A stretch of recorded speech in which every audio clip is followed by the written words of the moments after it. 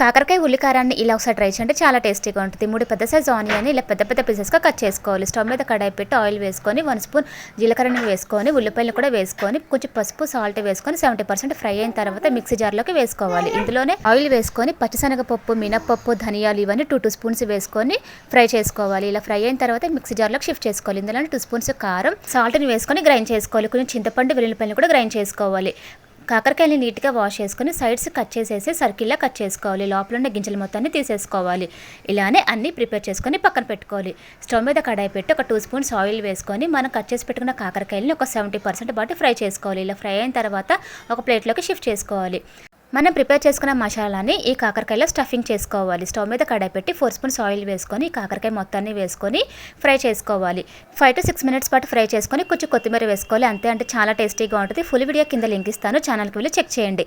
కాకరకాయ ఇష్టం లేని వారికి రెసిపీ పెట్టండి, చాలా ఇష్టంగా తింటారు.